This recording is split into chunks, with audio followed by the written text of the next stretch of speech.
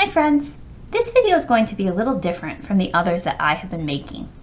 I'm not actually going to be showing you how to make an art project. Instead, I'm going to be showing you how to make one of my favorite art supplies, which is paint. The history of paint goes back thousands of years and is considered one of man's earliest inventions. It was originally made from ground up minerals and organic substances like dirt and berries. As time went on, people started using other materials to make paint. Paint pigment, which is the color, was mixed with egg yolks and with water or oil to make different types of paint. Like the paint we know today, watercolors, finger paint, and even acrylic paint. Some of these you might have at home. I'm going to show you how to use materials that you might find around your house to make your own paint. So let's get started. The first type of paint I'm going to be showing you how to make is paint using spices.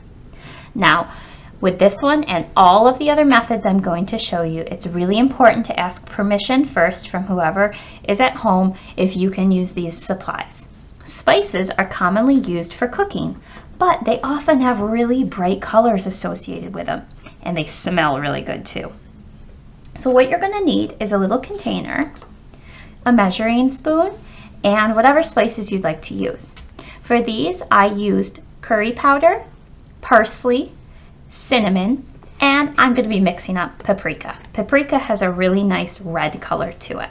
So I'm going to be using 1/4 teaspoon, measuring that out and into my cup. Then I'm going to be mixing in some water. Now I'm going to be spraying it with a spray bottle, but you could just put a little bit of water in.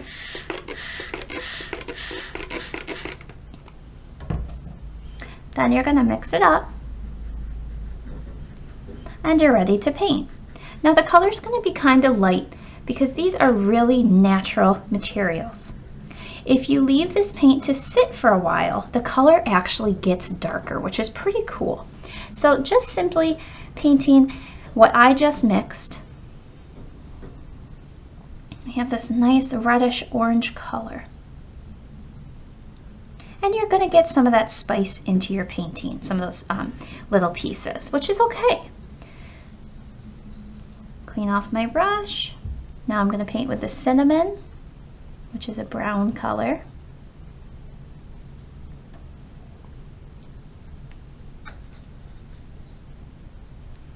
I have that parsley. This one's the hardest to see. Parsley does work, but some other good ones to try would be thyme or oregano.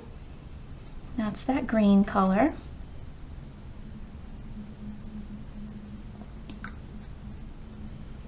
And then we have our curry powder, which has a yellowish tint to it. You could also use ginger if you have some of that. So you have these really beautiful earth tone paints.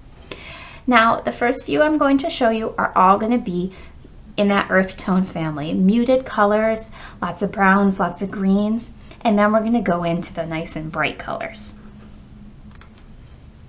The next two I'm going to show you are actually something that your parents probably drink. In this cup, I brewed some coffee using instant coffee grounds. And in here, I have a tea bag. Now this tea is a little bit red in color, but teas have different colors to them. And using both coffee and tea is a great way to actually stain your paper to make something like a treasure map. So I'm going to clean off my brush from those spices and dip right into that coffee.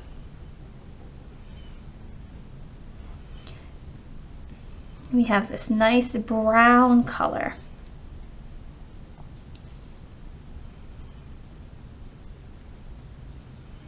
And then into that tea, which has a little bit more of a red color to it. Still very muted, which we have there. And these will dry nicely and have a little bit darker of a pigment to them. This next one is probably my all-time favorite because you don't actually need to go and get any supplies except one thing, which is dirt. Dirt is a great mineral to make paint out of.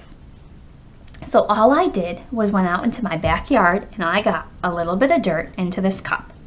I mixed it with some water and I made mud. Mud is great to paint with. I'm going to stir that up. And the less water you have, the thicker your paint will be. And the more water you have, the thinner it will be. And there we have some natural paint made completely out of dirt. The nice thing about this is you can actually let this dry and go back over what you painted to darken up some of those areas just like you would with watercolors. The next one I'm going to show you are going to be our colored paints. Now, these ones come out a little bit on the softer side. They're a little bit lighter, which is totally fine. The first one I'm going to show you is this one right here. And this one was made using Jell-O. All I did was put a little bit of warm water into a cup and poured a tiny bit of Jell-O powder into this mixture. Now, the thing about this one is it will start to harden a little bit over time and actually turn to Jell-O. So you do have to paint kind of quickly. You can make any color you want with this, which is pretty awesome and really inexpensive. I'm going to get my brush clean and dip that right into my Jell-O.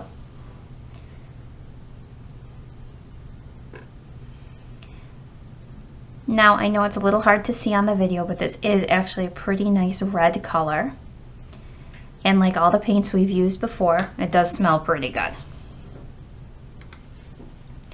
This blue one I have here is made out of a very delicious drink, which is Kool-Aid. Using Kool-Aid powder, just like that Jell-O, you can make your own mixture that you can then paint with. So I simply made Kool-Aid. I put some water in a cup with that powder and mixed it around. And now I've made some nice blue paint.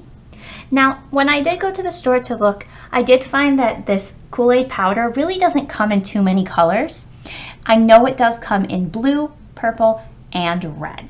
So you could start with those and then maybe mix it with some of the other paints that you had made. Now this next one is pretty crazy. I got this green color by soaking Skittles in water.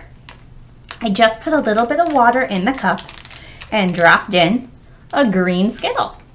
Now the water will start to take that color off the Skittle and it will start to dissolve. And if you look really closely, you can see that little white piece. That was the first Skittle I put in there. Get my brush nice and clean. Stir it up.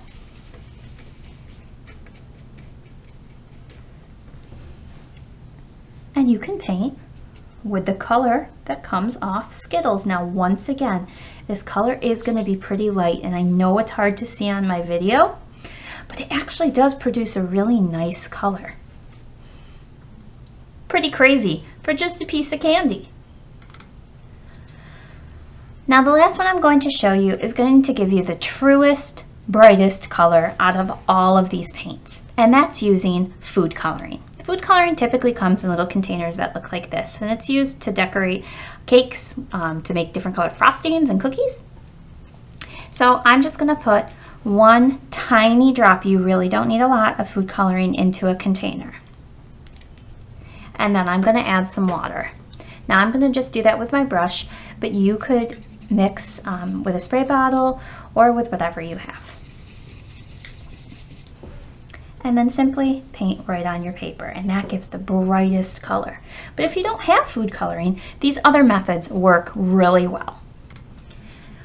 Now I'm sorry that this video was a little bit long, but I showed you lots of different ways that you can make your own paint at home using really common things that you could find around your house. Once again, please remember to ask whoever is at home if you can take any of these items, probably except the mud, from your kitchen or from your pantry to use, just because it is a food item. I hope you have a lot of fun making your own paint, friends, and I cannot wait to see what you create. Bye!